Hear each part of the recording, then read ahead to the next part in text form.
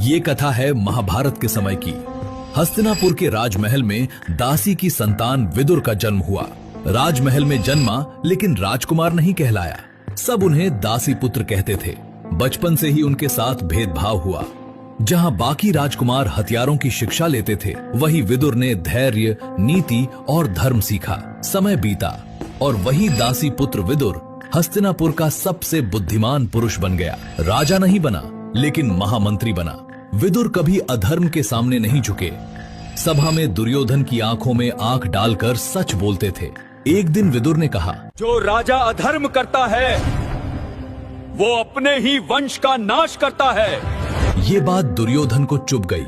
क्रोध में आकर उसने विदुर को राज्य से निकाल दिया। विदुर ने कोई विरोध नहीं किया, शांत भाव से राज्य छोड़कर चले गए। विदुर की सबसे बड़ी पहचान उनकी बुद्धि नहीं थी, बल्कि उनकी भक्ति थी। विदुर भगवान श्री कृष्ण के बहुत बड़े भक्त थे और भगवान श्री कृष्ण भी विदुर को अपना सच्चा भक्त मानते थे।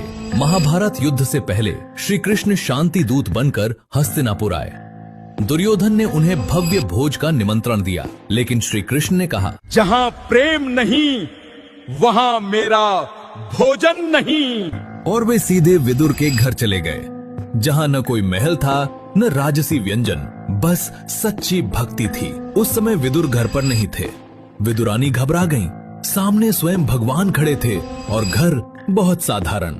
श्री कृष्ण मुस्कुराए और बोले, माँ, मुझे बहुत भूख लगी है, कुछ खाने को दे दो। विदुरानी की आंखें भर आईं।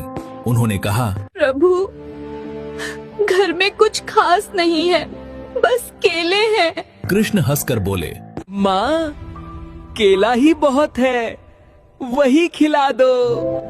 विदुरानी जल्दी जल्दी केले लाने लगीं। भक्ति में इतनी डूब गईं कि ध्यान ही नहीं रहा। वे केले छीलती रहीं, गूदा बाहर फेंकती रहीं और छिलके भगवान को देती रहीं। और भगवान श्री कृष्ण सब कुछ देख रहे थे, फिर भी प्रेम से छिलके खाते रहे। तभी विदुर लौटे। ये दृश्य देखा तो उनकी आंखों से आंसू बह निकले। तब श्री कृष्ण ने कहा, आज मैंने केला नहीं, तुम्हारा प्रेम खाया है। भगवान को सोने का भोग नहीं चाहिए, उन्हें सिर्फ सच्चा प्रेम चाहिए। तो कमेंट्स में राधे कृष्ण जरूर लिखें।